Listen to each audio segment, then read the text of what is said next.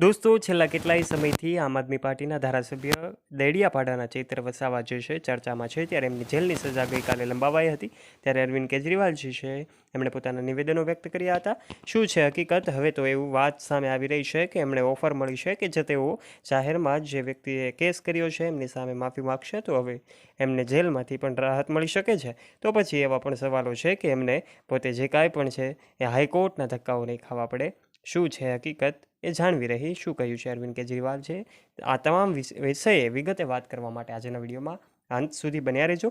અને જો દોસ્તો તમે અમારી યુટ્યુબ ચેનલ ઉપર પહેલીવાર આવ્યા હોય અને ચેનલને સબસ્ક્રાઇબ ન કરી હોય તો આજે જ નીચે રહેલું બેલ આઇકન દબાવીને અમારી યુટ્યુબ ચેનલને અવશ્ય સબસ્ક્રાઇબ કરી લેવાની જવાબદારી તમારી છે. ગઈકાલે જ્યારે કોર્ટે એવો ચુકાદો આપ્યો, આખરે એમની જે કાંઈ પણ છે એમની સુનાવણી છે એ દરમિયાન એમની જેલની સજા છે લંબાવાઈ. ત્યારબાદ દરેક લોકોમાં રોષનો માહોલ હતો. અલગ અલગ લોકો એવું કહી રહ્યા હતા કે આખરે આવું શા માટે. ત્યારે કોર્ટનો નિર્ણય માન્ય ગણાય છે અને ત્યારે એમનો જે નિર્ણય હતો એમણે સુનાવણી આપી અને એમની જેલની સજા લંબાવાઈ. ત્યારબાદ અનેક તસવીરો એવી પણ સામે આવી કે જેમાં એમના વકીલે એવું કહ્યું કે હવે અમે હાઈકોર્ટમાં અરજી કરવાના છીએ.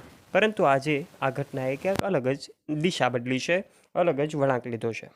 દોસ્તો તમને જાણીને નવાઈ લાગશે, આમ આદમી પાર્ટીના રાષ્ટ્રીય સંયોજક અરવિંદ કેજરીવાલજી છે એવો પણ પાર્ટીને મજબૂત કરવા માટે સતત લાગેલા છે. એવા સમયે ચૈત્ર વસાવાના સમાચાર સાંભળીને સૌ લોકો નવાઈ પામી જાય. જે વ્યક્તિએ એમની સાથે સામે કેસ કર્યો છે એ વ્યક્તિએ કહ્યું કે આખરે હવે ચૈત્ર વસાવા જોશો એ પોતાની જે જાહેરમાં આવીને જો માફી માગશે મારા સમાજના વ્યક્તિની તો પછી એમને ન્યાય મળશે અને જે કાંઈ પણ છે એમની પોતાનો કેસ જે છે પાછો ખેંચવા માટે તૈયાર છે. તો પછી લોકોના પ્રશ્નો એવા છે કે જો ચૈત્ર વસાવા માફી માગશે તો ચૈત્ર વસાવા શું માફી માગી શકે છે?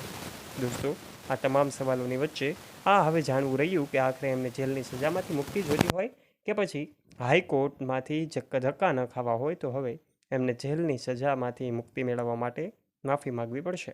દોસ્તો અલગ અલગ લોકો અલગ અલગ અનુમાન લગાવી રહ્યા છે. કેટલાક લોકો એવું કહી રહ્યા છે, કેટલાક યુઝર્સ એવું કહી રહ્યા છે કે ચૈત્ર વસાવા માફી માગશે.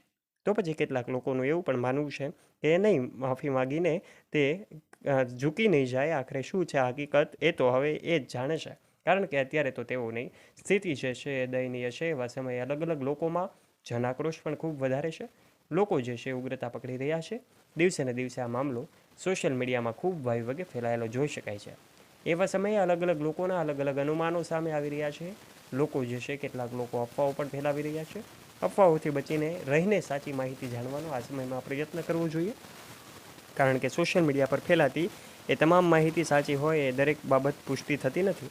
કારણ કે ચૈતર વસાવા જે છે એની ધરપકડ 5 જુલાઈના રોજ કરવામાં આવી હતી. ત્યારબાદ અલગ અલગ પાર્ટીના લોકો એમના સમર્થનમાં આવ્યા. આમ આદમી પાર્ટીના પેટા જે ચૂંટણી થઈ વિસાવદરની એમના ધારાસભ્ય ચૈતર વસાવા જે ગોપાલ ઇટાલિયા જે છે એ પણ એમના મદદે આવે છે. એમને કોર્ટની બહાર રોકવામાં આવ્યા. એની પણ તસવીર સોશિયલ મીડિયા પર ફેલાઈ અને ત્યારબાદનો મામલો જે છે એ વિફર્યો હતો.